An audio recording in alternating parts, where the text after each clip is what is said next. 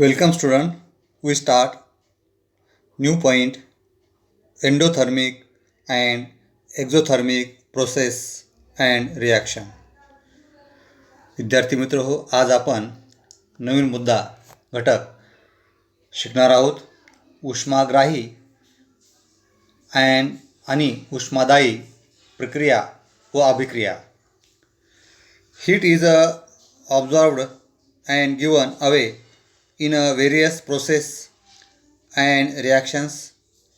Accordingly, processes and reaction are classified as endothermic or exothermic. विविध प्रक्रिया व अभिक्रियामध्ये उष्णतेचे आदान प्रदान होते.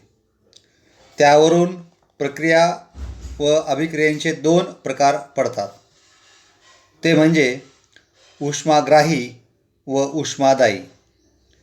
प्रथम उष्माग्राही व उष्मादायी ज्या अभिक्रिया आहेत ते आपण या ठिकाणी पाहू. आपण endothermic and exothermic processes.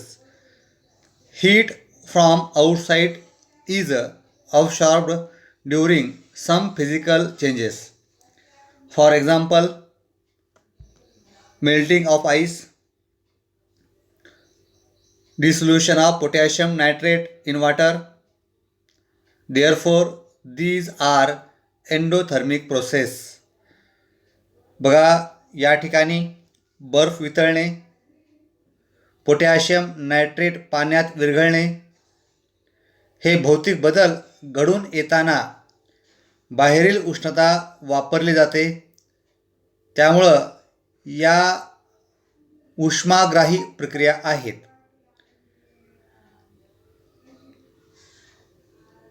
On the other hand, या उलट, heat is given away during some physical changes. For example, formation of ice from water, dissolution of sodium hydroxide in water.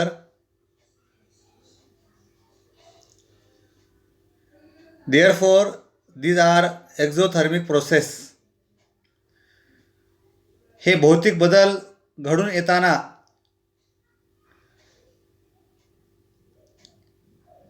काय काय होतं, एक उदाहरण या ठिकाणी आपण घेऊ. आपण पाण्यापासून बर्फ तयार होणे,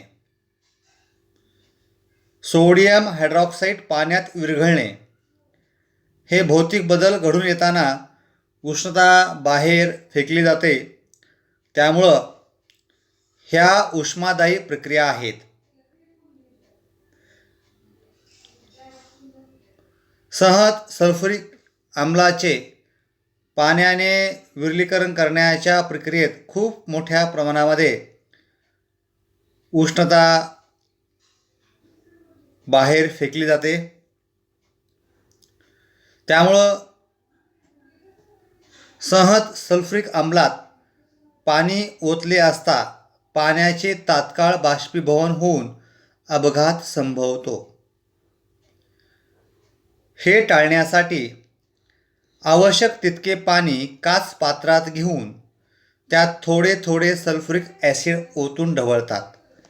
म्हणजे एका क्षणी थोडीच उष्णता बाहेर टाकली जाते. In English, in this process of dilution of concentrated sulphuric acid with water, very large amount of heat is liberated. As A result, water gets evaporated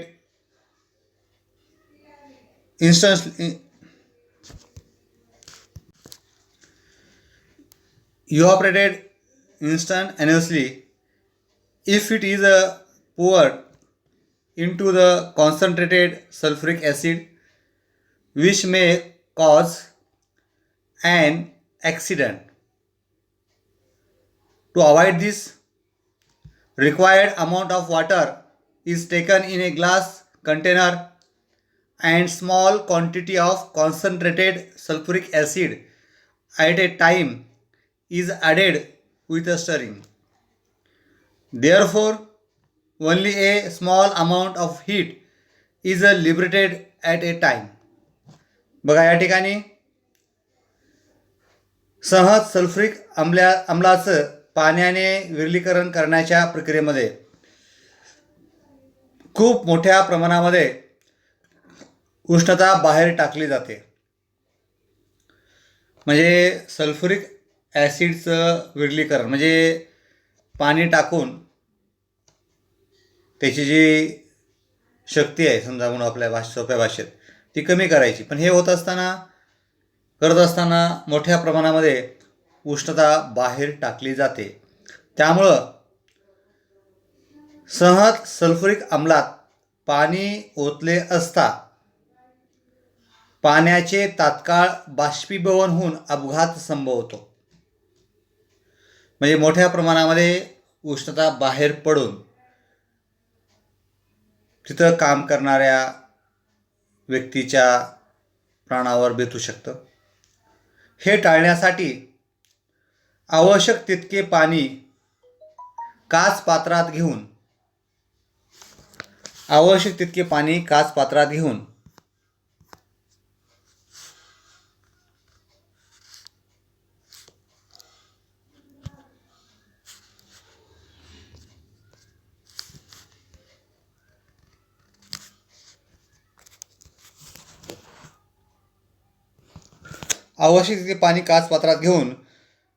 थोडे थोडे सल्फ्युरिक ॲसिड ओतून ढवळतात. म्हणजे ॲसिडमध्ये पाणी ओतायचं नाही.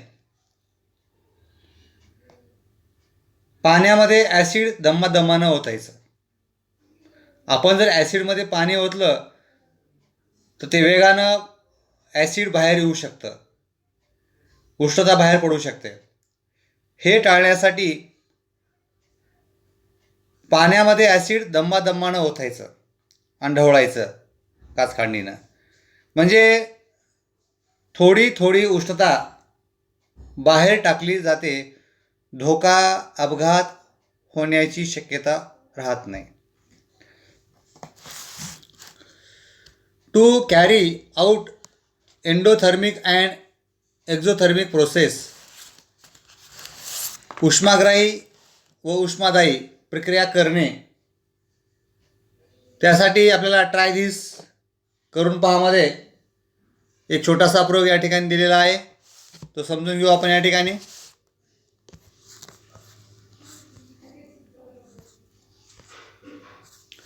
To carry out endothermic and exothermic processes, take apparatus, 2 plastic bottles, measuring cylinder, thermometer, chemicals, potassium nitrate, sodium hydroxide, water. बघा साहित्य काय घ्यायचे. प्लास्टिकच्या 2 बाटल्या, मोजपात्र तापमापी. रासायनिक पदार्थ काय घ्यायचे. पोटॅशियम नायट्रेट, सोडियम हायड्रॉक्साईड आणि पाणी. Procedure, take a 100 ml water in each of 2 plastic bottles. Plastic being insulator of heat. We know plastic being insulator of heat, the dissipation of heat can be prevented. Note the temperature of water in the bottles. Put 5 gram potassium nitrate KNO3 in the bottle and shake well. Note the temperature of the solution formed. Put 5 gram sodium hydroxide, formula is NaOH, in the other bottle. Second bottle, shake the bottle well and then note the temperature. In the first bottle, the process of dissolution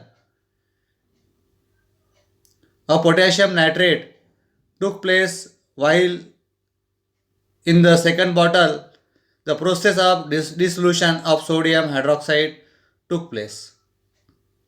As per your observation, which one is an exothermic process and which is an endothermic process?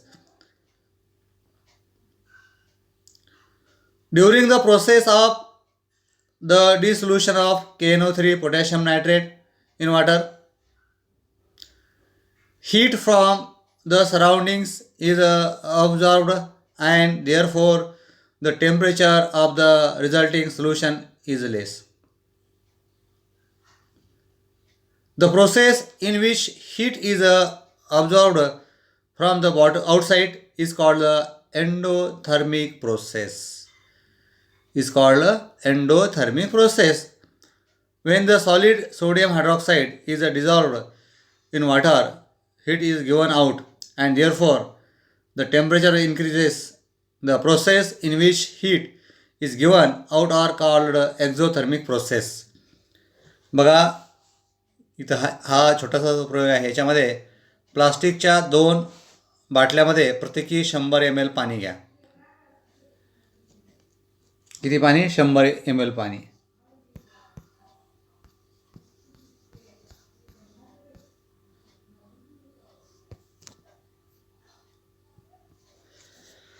आणि plastic हे तुम्हाला सर्वांना माहीत आहे उष्णतारोधक आहे, त्यामुळं उष्णतेचा ऱ्हास जो आहे तो टाळता येतो. म्हणजे प्लास्टिकमधनं उष्णता वाहत नाही. आणि त्या प्रोसेसमधनं, प्रक्रियेमधनं जी काही उष्णता बाहेर पडणार आहे ती प्लास्टिक वाहून नेत नसल्यामुळं त्या ठिकाणी आपला तापमान व्यवस्थित नोंद करता येईल. तर बाटल्यातील पाण्याच्या तापमानाची नोंद आपण त्या ठिकाणी करायची. एक बाटलीत 5 ग्रॅम पोटॅशियम नायट्रेट घाला. बाटली चांगली हलवा. तयार झालेल्या द्रावणाच्या तापमानाची नोंद करा. नोंद करायची आपल्याला. बाटली चांगली हलवल्यानंतर तयार झालेल्या द्रावणाच्या तापमानाची नोंद करायची. दुसऱ्या बाटलीत 5 ग्रॅम सोडियम हायड्रॉक्साईड घालायचं आणि ती सुद्धा बाटली चांगली प्रकारे शेक करायची, हलवायची आणि तापमानाची नोंद करायची. पहिल्या बाटलीत पोटॅशियम नायट्रेट पाण्यात विरघळणे ही प्रक्रिया घडली, तर दुसऱ्या बाटलीत सोडियम हायड्रॉक्साईड पाण्यात विरघळण्याची प्रक्रिया घडली. तुमच्या निरीक्षणानुसार यातील कोणती प्रक्रिया उष्मादायी व कोणती प्रक्रिया उष्माग्राही आहे हे आपण समजून घेऊ या ठिकाणी. पोटॅशियम नायट्रेट विरघळण्याची प्रक्रिया घडून येताना परिसरातील उष्णता शोषली जाते. म्हणजे पोटॅशियम नायट्रेट पाण्यामध्ये विरघळण्याची प्रक्रिया होत असताना ही प्रक्रिया पूर्ण करण्यासाठी वातावरणातून उष्णता घेतली जाते, शोषली जाते. त्यामुळं द्रावण तयार होताना त्याचे तापमान कमी होते आणि ती बॉटल थंड लागते. कशी लागते? थंड लागते बाहेरून हात लावला की. प्लास्टिकची बॉटल. याचा अर्थ प्लास्टिकच्या बाहेरच्या वातावरणातून आणि ती पोटॅशियम नायट्रेट पाण्यात टाकल्यानंतर प्रक्रिया सुरू होते आणि बाहेरच्या वातावरणातून उष्णता शोषून घेतली जाते. जर बाहेरच्या वातावरणातून उष्णता शोषून घेतली जात असेल तर त्या प्रक्रियेला उष्माग्राही प्रक्रिया असे म्हणतात. जेव्हा सोडियम हायड्रॉक्साईड पाण्यात विरघळते तेव्हा उष्णता बाहेर टाकली जाते व त्याच्या तापमानामध्ये वाढ होते. ज्या प्रक्रियेमध्ये उष्णता बाहेर टाकली जाते त्या प्रक्रियांना उष्मादायी प्रक्रिया असे म्हणतात. सोडियम हायड्रॉक्साईडची पाण्याबरोबर विक्रिया झाली, थोडी बॉटल गरम लागते, याचा अर्थ उष्णता बाहेर टाकली जाते.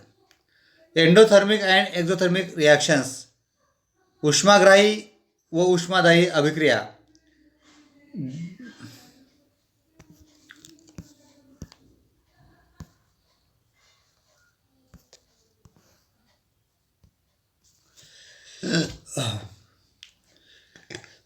There is an exchange of heat in chemical reactions as well.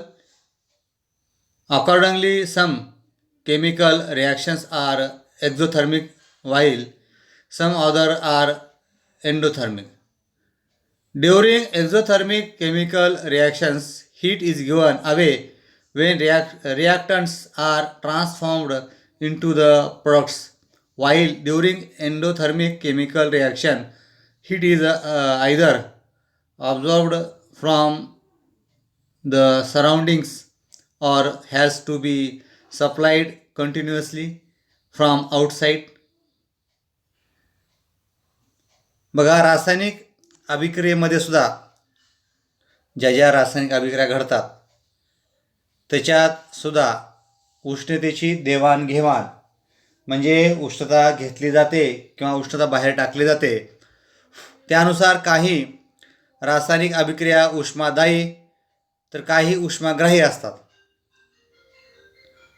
उष्मादायी रासायनिक अभिक्रियामध्ये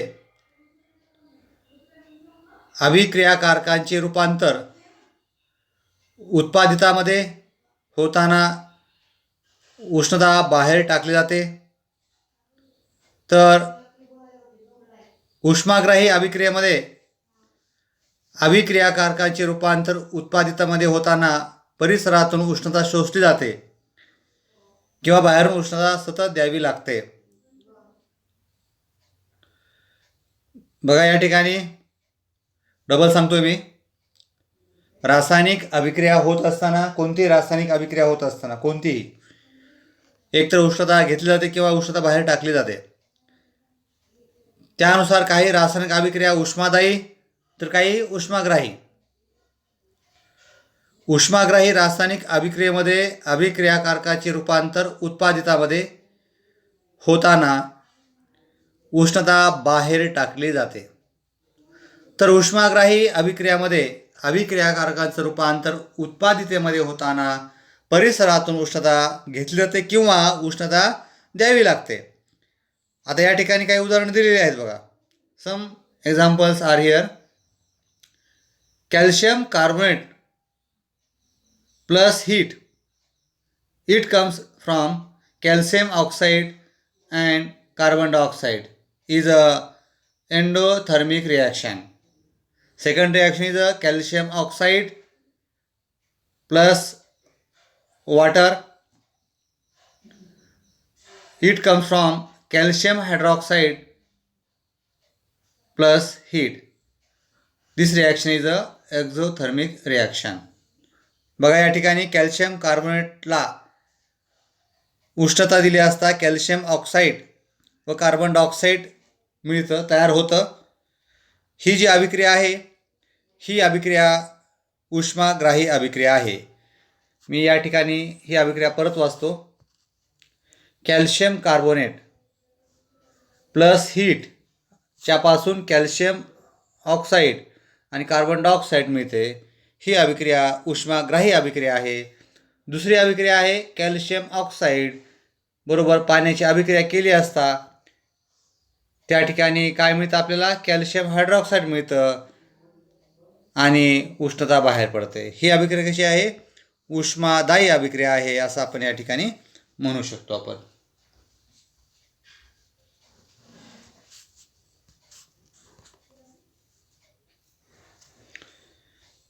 या ठिकाणी rate of chemical reaction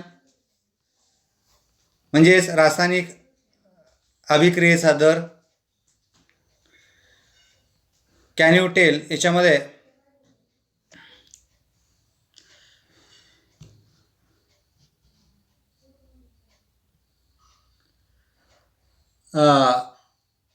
take into account the time required for following process, classify them into two groups and give title to the groups. या ठिकाणी काही activity सांगितलेल्या आहेत. त्यांनी सांगितलेलं आहे तुमच्यासाठी काम दिले. या ठिकाणी खालील जे काही प्रक्रिया आहेत लागणारा वेळ विचारात घेऊन त्याचे 2 गटात वर्गीकरण करा व त्या गटांना शीर्षक द्या. त्या म्हणजे ही अभिक्रिया होत असताना किती वेळ लागतो आणि किती वेळ लागतो, कमी लागतो का जास्त लागतो, त्यानुसार त्या ठिकाणी त्या अभिक्रियांना त्याचं वर्गीकरण त्या ठिकाणी करायला सांगितलेलं आहे. शीघ्र अभिक्रिया आणि मंद अभिक्रिया असं आपण या ठिकाणी म्हणू शकतो आपण. Cooking gas starts burning on ignition.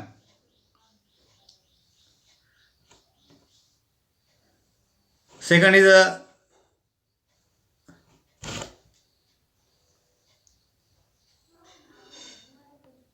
iron articles undergoes rusting. Erosion of rocks takes place to form soil.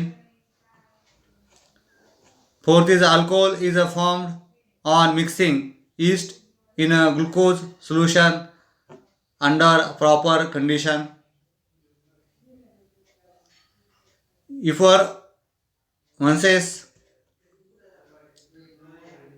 Effervescence is formed on adding baking soda into test tube containing dilute acid.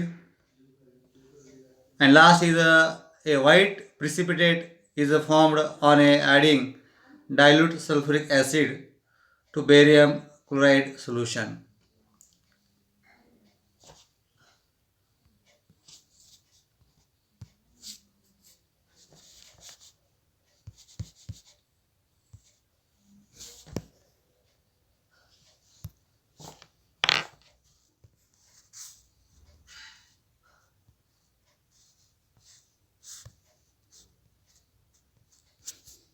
बघा या ठिकाणी काही उदाहरणं दिलेली आहेत, त्याच्यावरून आपण ती शीघ्र आहे का मंद आहे हे आपल्याला वर्गीकरण करायचं आहे. स्वयंपाकाचा गॅस पेटवताच तो जळू लागतो, हे तुम्ही सांगायचं आहे शीघ्र आहे का मंद आहे. लोखंडी वस्तू गंजते, शीघ्र आहे का मंद आहे. खडकाचे अपक्षीणन होऊन माती तयार होते, शीघ्र का मंद. ग्लुकोजच्या द्रावणात योग्य परिस्थितीत इष्ट मिसळल्यावर अल्कोहोल तयार होते, शीघ्र का मंद. परीक्षा नळीतील विरल आम्लामध्ये खाण्याचा सोडा टाकल्यावर बुडबुडे निर्माण होतात. बेरियम क्लोराईडच्या द्रावणात विरल सल्फ्युरिक आम्ल मिसळल्यावर पांढरा अवक्षेप तयार झाला, शीघ्र का मंद.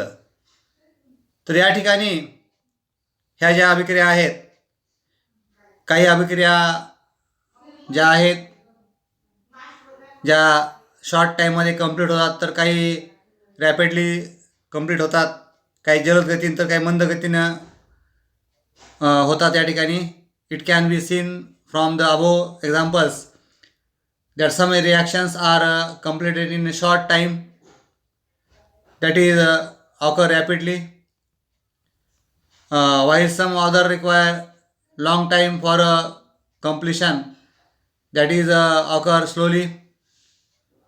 It means that the rate of different reaction is different. बघा या ठिकाणी काय होतं, काही अभिक्रिया जलद गतीनं, काही म्हणजे रॅपिडली त्या ठिकाणी कंप्लीट होतात, तर काहींना पूर्ण व्हायला खूप वेळ लागतो, म्हणजे त्या मंद गतीनं घडतात. याचा अर्थ असा आपण म्हणू शकतो, काही अभिक्रिया वेगानं तर काही अभिक्रिया दमानं होतात. याचा अर्थ असा आहे की काही म्हणजे प्रत्येक अभिक्रियेचा वेग हा भिन्न असतो, म्हणजे भिन्न अभिक्रियेचा वेग कसा असतो, भिन्न असतो, तो सारखा नसतो. काहीला वेळ लागतो आणि काही शीघ्र गतीने होतात.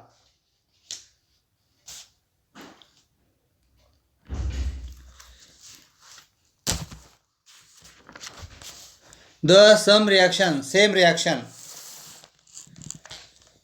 occurs at a different rate on changing the conditions.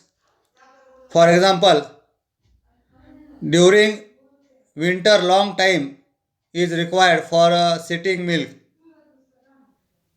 milk into curd, while at the higher temperature during Summer, the rate of setting of milk increases and the curd is formed early. बघा या ठिकाणी एकच अभिक्रिया अटी बदलल्यावर वेगवेगळ्या दराने घडू शकते. The same reaction occurs at the different rate on changing the conditions. For example, हिवाळ्यात दूध विरजल्यानंतर त्याचे दही बनायला खूप वेळ लागतो. उन्हाळ्यातील उच्च तापमानाला दुधाचे दही बनण्याच्या प्रक्रियेत दर वाढतो व दही लवकर बनते. इथं कंडिशन काय झाली? तापमान, टेम्परेचर. उन्हाळ्यामध्ये टेम्परेचर जास्त असतं त्यामुळे दही लवकर बनतं आणि ते दही हिवाळ्यामध्ये बनण्यास उशीर लागतो, कारण की वातावरणातील तापमान कसं असतं? कमी असतं.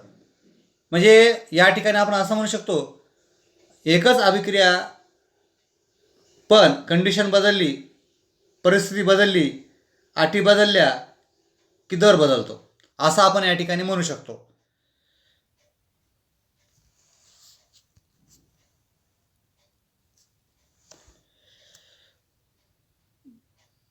तर या ठिकाणी आज आपण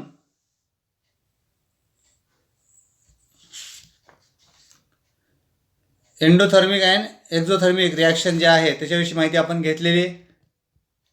factors affecting the rate of chemical reactions, रासायनिक अभिक्रियेच्या दरावर परिणाम करणारे घटक कोणकोणते आहेत हे घटक आपण स्टेप बाय स्टेप या ठिकाणी पाहण्याचा प्रयत्न करू आपण.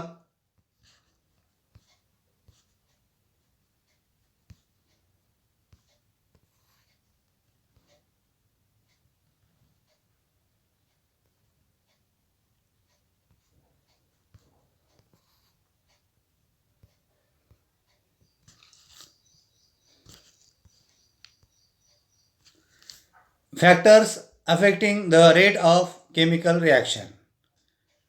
First factor is the nature of the reactants.